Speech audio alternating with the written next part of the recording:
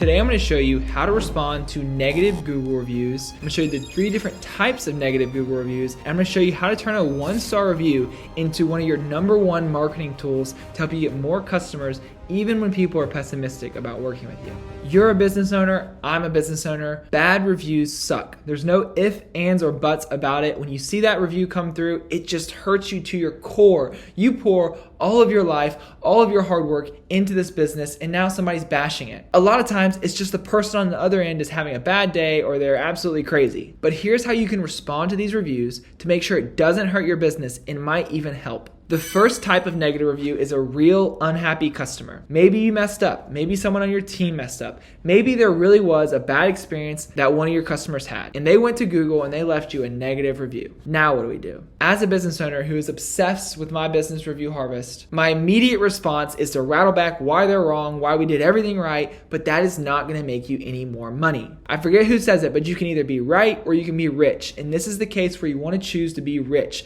and do what's best for the business instead of best for your ego. So a lot of times when you get a negative review, the best thing to do is just take a moment, cool down, maybe wait 24 hours. But when you respond, you want to say, I'm so sorry you've had this experience. You want to be apologetic. You want to make sure you're telling them, hey, get in touch with us. We want to make this right. What this does is when potential consumers are reading your reviews, a lot of times they'll sort lowest to highest and they'll look at your lowest reviews. And if your lowest reviews are all apologetic and you're wanting to make things right, that is going to put that potential customer's mind at ease, saying if things do go south, this business owner will take care of me. When you're responding to these reviews, no matter what type of fake review they are, you want to respond to the potential customer reading the review. Somebody that's looking to make a purchasing decision, looking to work with your business, and you want to respond through their lens, what's going to make them want to work with you. So this is a real unhappy customer where you messed up. Own it. Be more upset and more frustrated than they are. Make things right. And the first thing I would do if you have their phone number or their email is I would call them and try and get in touch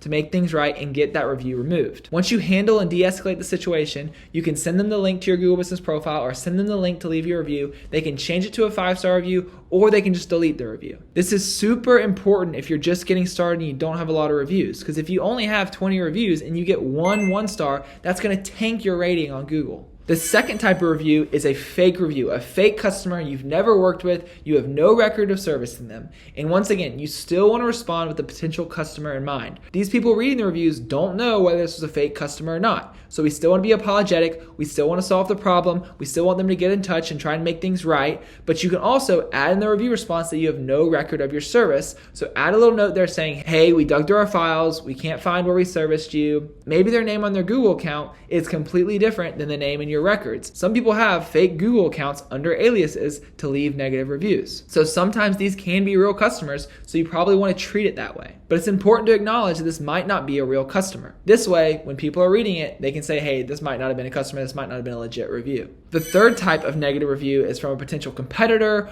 or maybe a disgruntled employee that was fired. Once again, be apologetic, own it, make sure people reading the review know that you're going to make things right if they have a bad experience. But feel free to mention, hey, we don't have any record of serving you. This looks like this may be a review from a competitor or a disgruntled employee. But still, I recommend if you can get in contact with this person, whether it is a competitor, whether it's an old employee, try calling them and making things right. The only surefire 100% works every single time way to get a review removed is if that person that left the review removes it themselves. So if you are in the early days and you only have a couple reviews and that 1-star review is ruining your ranking, you might need to tuck your tail between your legs, put away your ego, and try to get them to remove the review. But at the end of the day, a couple 1-star reviews is not going to ruin your business if you have an effective system for getting all of your customers to leave your review. Loads of the businesses that work with Review Harvest used to refund thousands of dollars every month or every quarter to people that are leaving 1-star reviews to get them to remove it. It was costing their business money and hurting the bottom line. Then they got started with Review Harvest. They started getting hundreds of reviews from their real customers,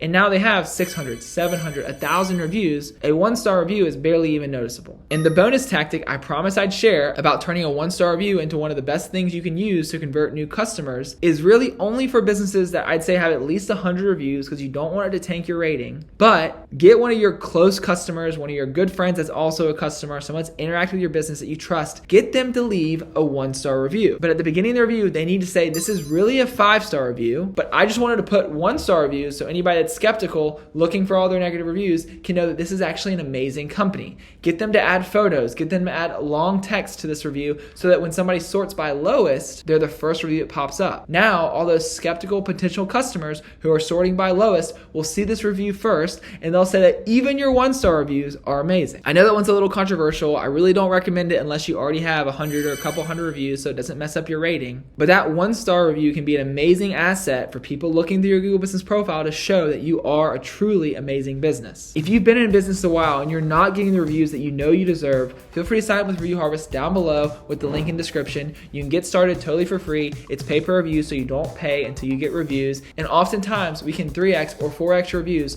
just in a couple months of working with us. So you don't have to worry about that 1-star review sneaking through and tanking your rating. You'll sleep much better at night with hundreds of 5-star reviews, putting a buffer between one 1-star review tanking your rating. If you like this video and you want to see how you can potentially remove these 1-star reviews, check out this next video I made about how to remove negative reviews from Google.